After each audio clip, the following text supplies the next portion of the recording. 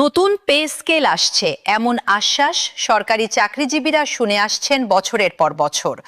কখনো বলা হয়েছে পে কমিশন গঠন হবে, কখনো বলা হয়েছে কমিশন কাজ করছে, আবার কখনো বলা হয়েছে নির্দিষ্ট তারিখ থেকে নতুন পে স্কেল কার্যকর হবে। কিন্তু প্রতিবারই শেষ পর্যন্ত সামনে এসেছে নতুন কোনো ব্যাখ্যা, নতুন কোনো কমিটি কিংবা নতুন কোনো সময়সীমা। এবারও এসেছে নতুন আশ্বাস।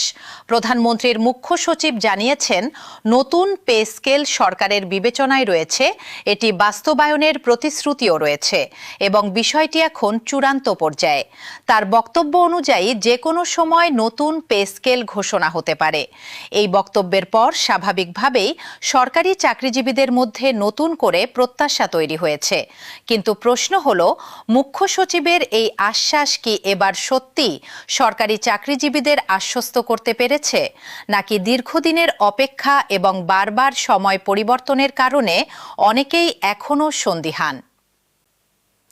কারণ গত কয়েক বছরের অভিজ্ঞতা সরকারি চাকরিজীবীদের সেই সন্দেহ করার যথেষ্ট কারণ তৈরি করেছে। সর্বশেষ জাতীয় পে স্কেল কার্যকর হয়েছিল 2015 সালে। এরপর কেটে গেছে প্রায় এক দশক। এই সময়ে দ্রব্যমূল্য বেড়েছে বাসা ভাড়া, চিকিৎসা, শিক্ষা এবং দৈনন্দিন জীবনযাত্রার খরচ। কিন্তু সরকারি চাকরিজীবীদের মূল বেতন কাঠামো এখনও 2015 সালের স্কেলকে কেন্দ্র করেই রয়েছে।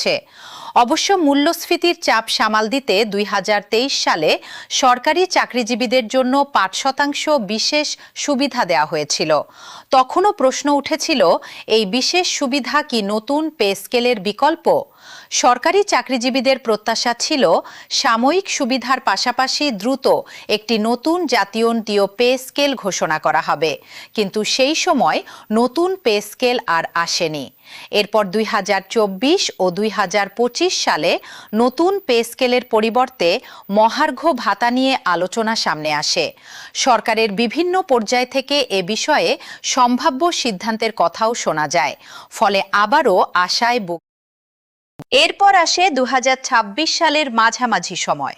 সরকারের পক্ষ থেকে বলা হয়, নতুন পে স্কেল 1 জুলাই 2026 থেকে কার্যকর করার পরিকল্পনা রয়েছে। এই ঘোষণায় সরকারি চাকরিজীবীদের মধ্যে আবারও ব্যাপক প্রত্যাশা তৈরি হয়। অনেকেই ধরে নেন, এবার আর কোনো বাধা নেই, জুলাই থেকেই কার্যকর হবে নতুন বেতন কাঠামো। কিন্তু জুলাই চলে গেলেও চূড়ান্ত গেজেট প্রকাশ হয়নি। এরপর জুলাইয়ের শেষ দিকে পে স্কেল বাস্তবায়ন নিয়ে উচ্চ পর্যায়ে বৈঠক হয়। সেখানে নতুন বেতন কাঠামো কত ধাপে বাস্তবায়ন হবে এবং সরকারের আর্থিক সক্ষমতার সঙ্গে কিভাবে এটি সমন্বয় করা হবে, এসব বিষয় সামনে আসে।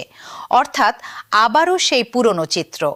ঘোষণা আছে, আলোচনা আছে, বৈঠক আছে, কিন্তু চূড়ান্ত গেজেট নেই। এরপর আগস্টে এসে আবারও নতুন আশার খবর সামনে এসেছে। সরকারের শীর্ষ পর্যায় থেকে বলা হয়েছে, পে স্কেল এখন চূড়ান্ত পর্যায়ে রয়েছে এবং যে কোনো সময় ঘোষণা আসতে পারে। ফলে সরকারি চাকরিজীবীদের সামনে আবারও আশার আলো দেখা দিয়েছে। কিন্তু এবার সবচেয়ে বড় প্রশ্ন, এই আশ্বাসের পর কি সত্যি চূড়ান্ত গেজেট প্রকাশ হবে?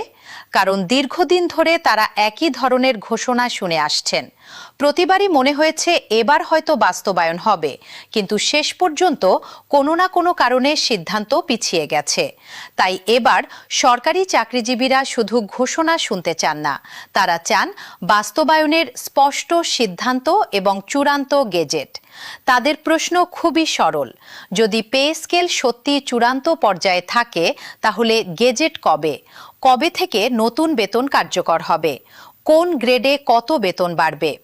বকেয়া বা পূর্ববর্তী সময়ের সুবিধা কিভাবে দেওয়া হবে?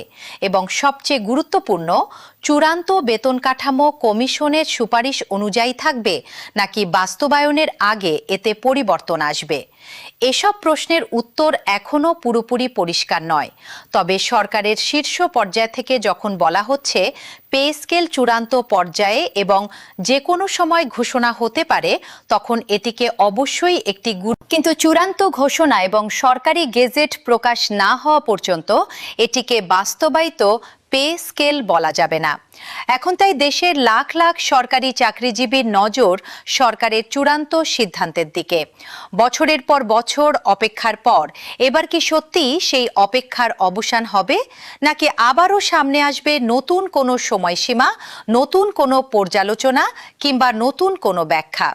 এই প্রশ্নের উত্তর এখন নির্ভর করছে সরকারের চূড়ান্ত সিদ্ধান্ত এবং গেজেট প্রকাশের ওপর। তাই আগামী দিনগুলোতে পে স্কেল নিয়ে সরকারের আনুষ্ঠানিক ঘোষণা এবং প্রজ্ঞাপনই হবে সবচেয়ে গুরুত্বপূর্ণ বিষয়। দীর্ঘ প্রতীক্ষার পর এবার সত্যি নতুন বেতন কাঠামো বাস্তবায়ন হয় কিনা সেটি এখন দেখার বিষয়।